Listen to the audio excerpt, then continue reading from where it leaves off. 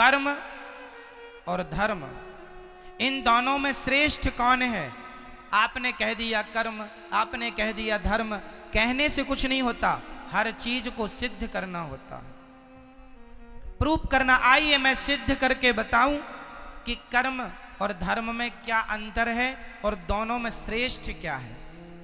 आपके कहने से नहीं होगा, आपको सिद्ध करके बताना होगा। तो सुनिए, फिर आप भी बताइए। कर्म और धर्म में, दोनों में कौन श्रेष्ठ है? सो मैं आपको बताऊं, धर्म श्रेष्ठ है।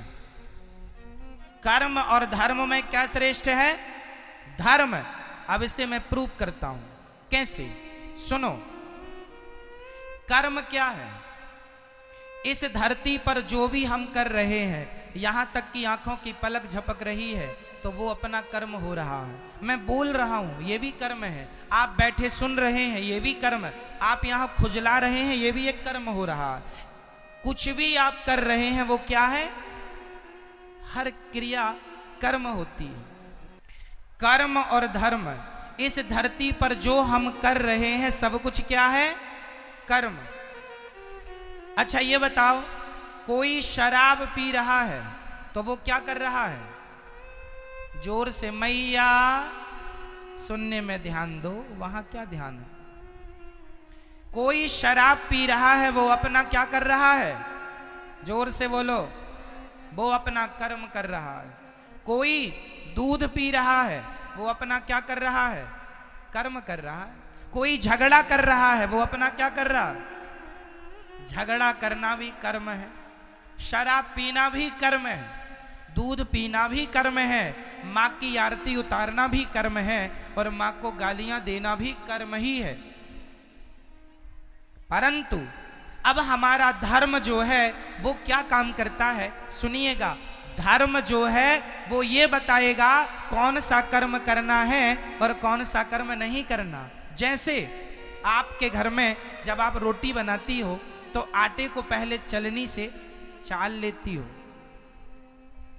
आटे को चलनी से चालना क्यों पड़ता है? ताकि उसका अच्छा आटा अलग हो जाए, उसका चोकर चापर अलग हो जाए, गंदगी अलग हो जाए। सही है? तो जो भी क्रिया, जो भी हो रहा है, सब कुछ कर्म है।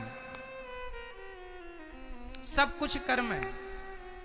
चलनी जो है वो अच्छे आटे को अलग, बुरे आटे को अलग करती है। उसी प्रकार धर्म एक चलनी है। धर्म ही बताता है कि कौन सा कर्म करना है और कौन सा कर्म। कर्म दो प्रकार के होते हैं, एक अच्छा कर्म, एक बुरा कर्म। कौन सा कर्म करना है? माँ की आरती उतारो, ये कर्म तो करना है, पर माँ को गाली देने का कर्म नहीं करना। दूध पीने का कर्म तो करना है, पर शराब पीने का कर्म।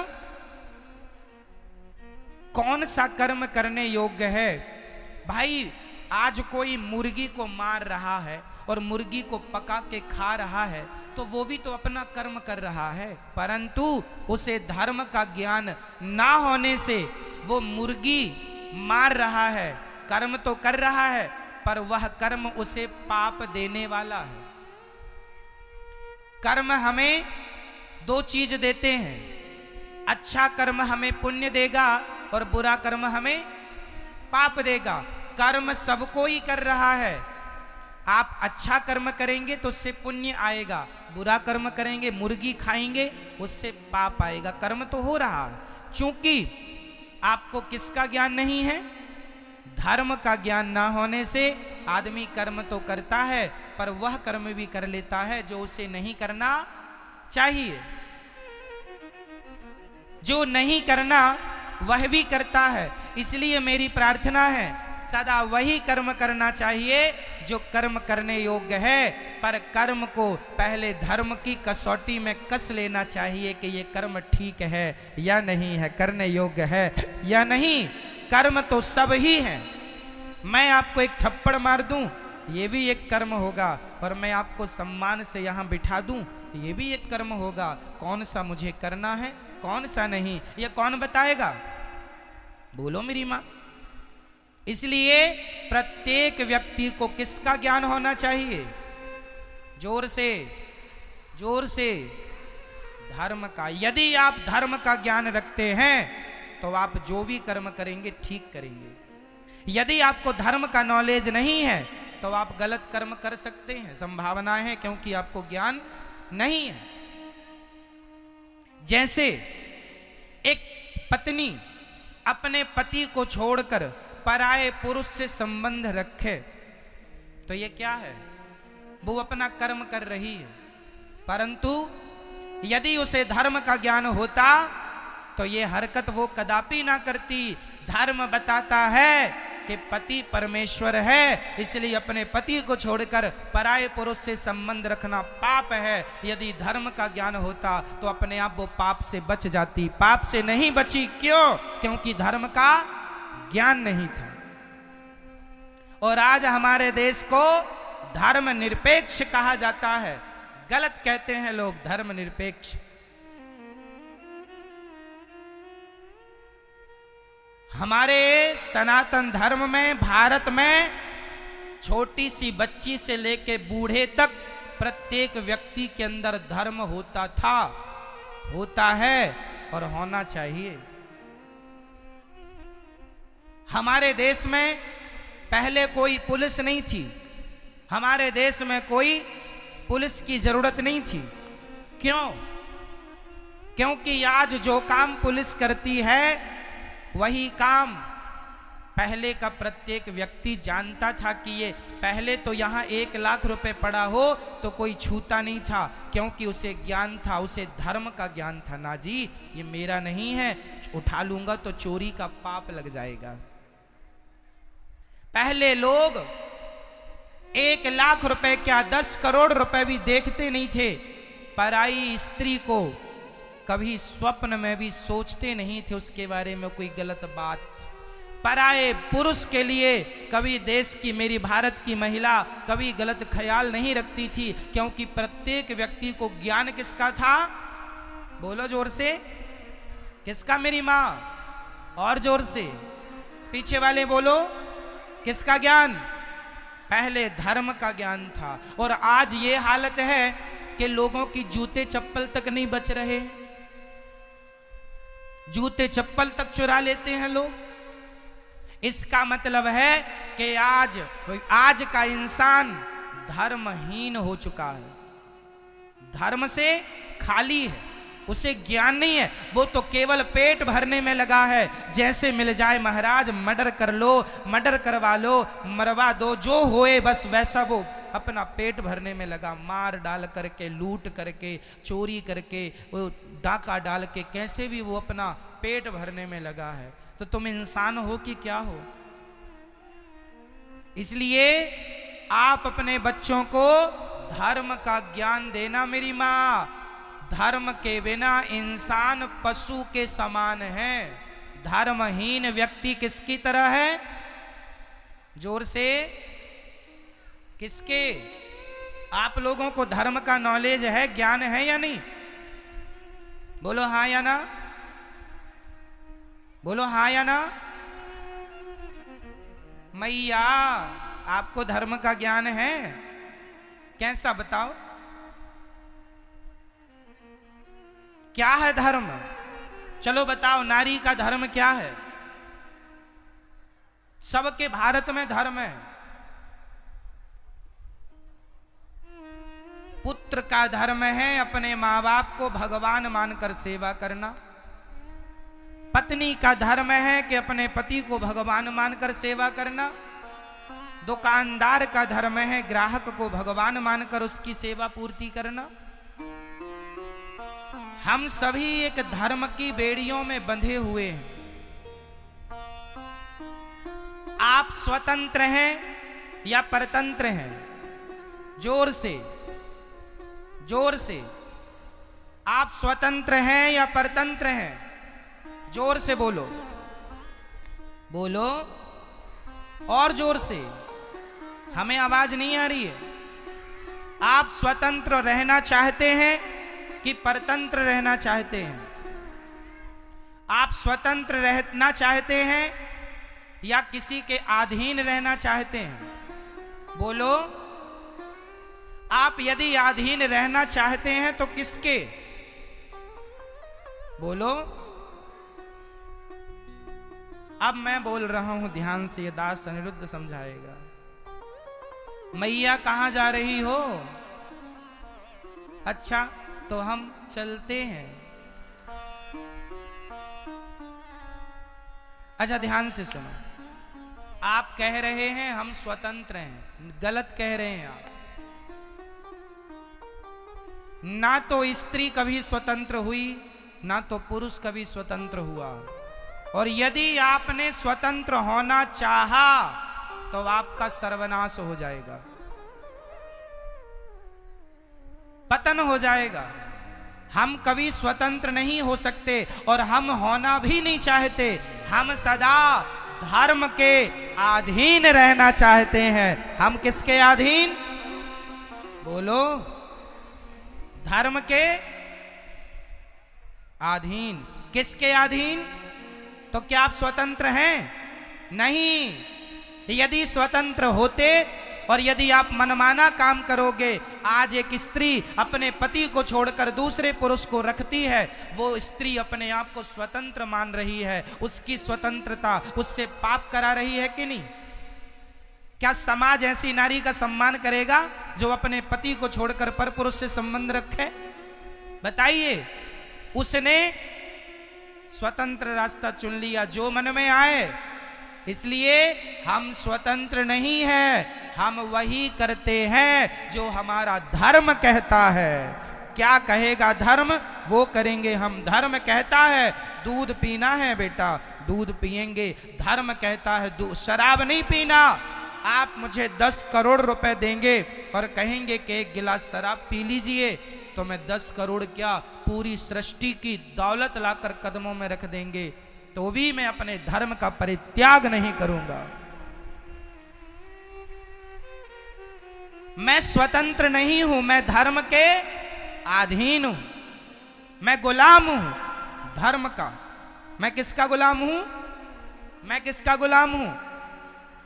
2 नारियां हैं समाज में। एक स्त्री का नाम है सीता, बहुत ध्यान से सुनिएगा। एक स्त्री का नाम है मेरी मां सीता, और दूसरी स्त्री का नाम है सूपनखा। सूपनखा रावण के बहिनी। अब बताइए, सीता माता स्वतंत्र है या सूपनखा स्वतंत्र है? कौन स्वतंत्र है? बोलो मेरी मां। कौन? सूपनखा स्वतंत्र है। इसलिए वो किसी पुरुष से कहती है कि हमसे विवाह कर लो, तो सम पुरुष न मोह सम नारी। राम जी कहते हैं हमारा भाई वहां बैठा है, एक बार बात कर लो, बात बने तो। चली गई। इतनी निर्लज्ज है, देखो खुद अपनी शादी की चर्चा कर रही, खुद अपना विवाह तय कर रही। लक्ष्मण जी से कहती हमसे विवाह कर लो, तुम बड़े सुंदर हो। वैसे तो तुम्हारे भैया बड़े सुंदर हैं, पर वो नहीं मिल रहे हैं, तुम ही मिल जाओ। वो कहती है कि हम भी कम सुंदर हैं क्या? राम जी ने पूछा तुम्हारी शादी हो गई? कहती नहीं हुई, जबकि सूपनखा की शादी हो चुकी थी। सूपनखा के पति का नाम है विद्युत जिह्वा। सूपनखा के पति का नाम क्या है? विद्युत जिह्वा। इसे रावण ने मार डाला है, रावण ने मार दिया अपने जीजा को। और सूपनखा कहती है मैं कुंवारी हूं। तो लक्ष्मण जी ने नाक कान काट दिया। किसी ने लक्ष्मण जी से कहा क्यों जी आपने नाक ही क्यों काटी? लक्ष्मण जी बोले हाथ काटते तो इसे जाकर बताना पड़ता कि फलानी जगह गए थे तो हाथ कट गया। नाक इसलिए काटी है, इसे बताना नहीं पड़ेगा कि कहां गए थे, लोग देखते ही समझ लेंगे कि नाक कटाने ही गई थी, इसलिए नाक ही काटी। कहती है तो सम पुरुष न मोह सम नारी। क्यों? क्योंकि सूपनखा का संकल्प वही है जो राम का, निश्चरहीन करऊं मही। राम जी कहते हैं मैं निशाचरों से हीन पृथ्वी कर दूंगा, मैं रावण को मारूंगा, राम जी कहते हैं।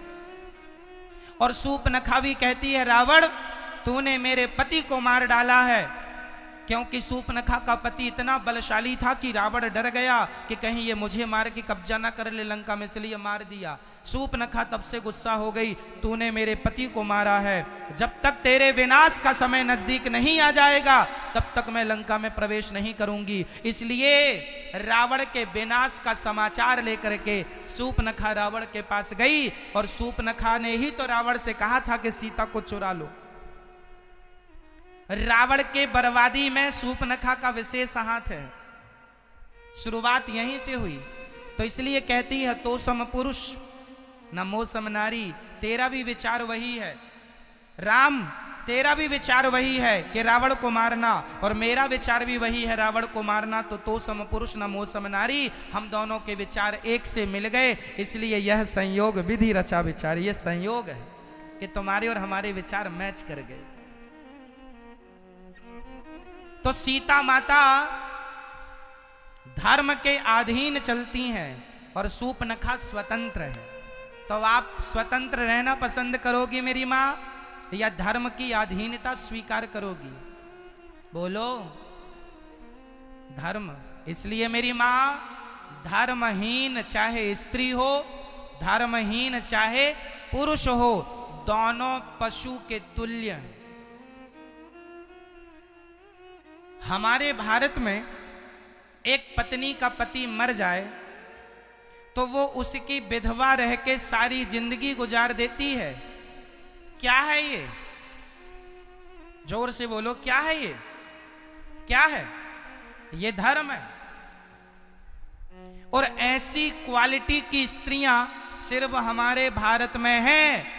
आज दुनिया में 200 देश हैं लगभग। पूरी दुनिया में कितने देश हैं? अमेरिका, लंदन, जापान, पेरिस इत्यादि जाकर देख लो, दुनिया में 200 देश हैं। ऐसी स्त्रियां केवल भारत में पाई जाती हैं कि पति के मर जाने पर उसी की विधवा रहकर जिंदगी गुजार देंगी, पर पराये पुरुष की तरफ आंख उठाकर नहीं देखेंगी। ऐसी स्त्रियां सिर्फ भारत में होती हैं। सती सावित्री केवल यहां और कहीं नहीं, इसलिए यहां धर्म है। ये क्या है?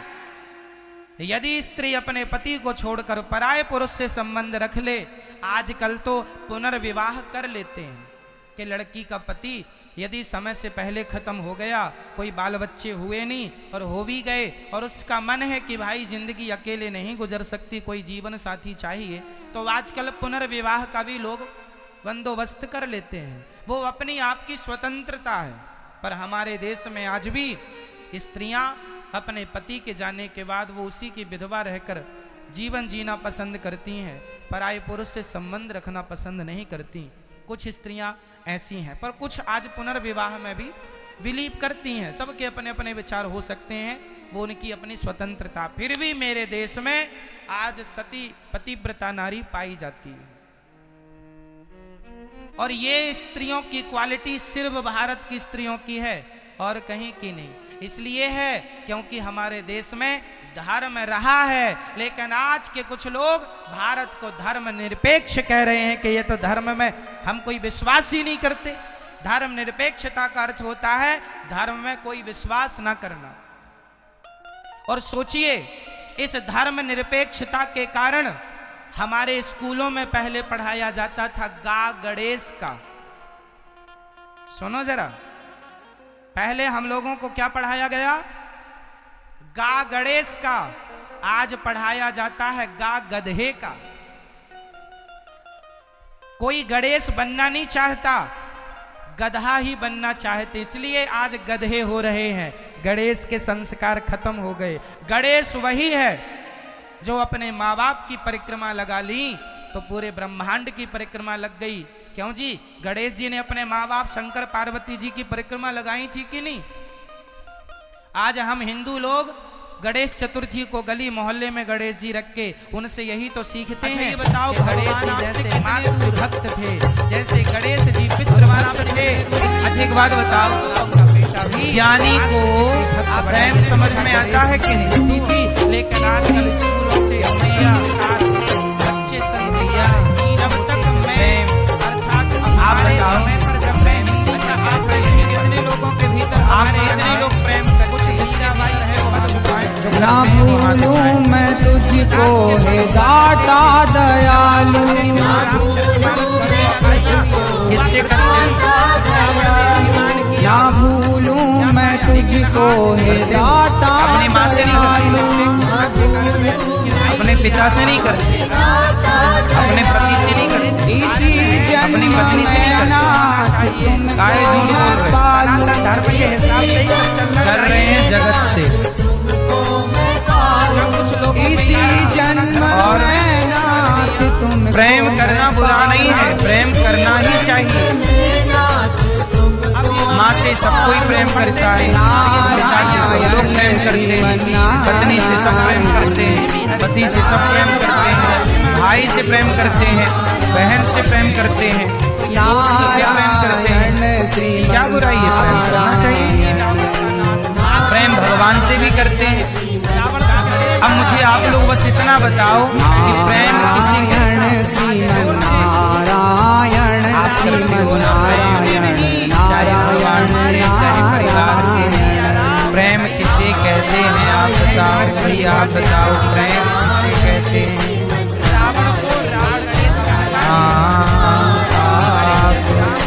नारायण श्रीमन नारायण श्रीमन नारायण नारायण नारायण है निस्वार्थ को प्रेम कहते हैं। आप बताओ भैया, प्रेम से गाइए।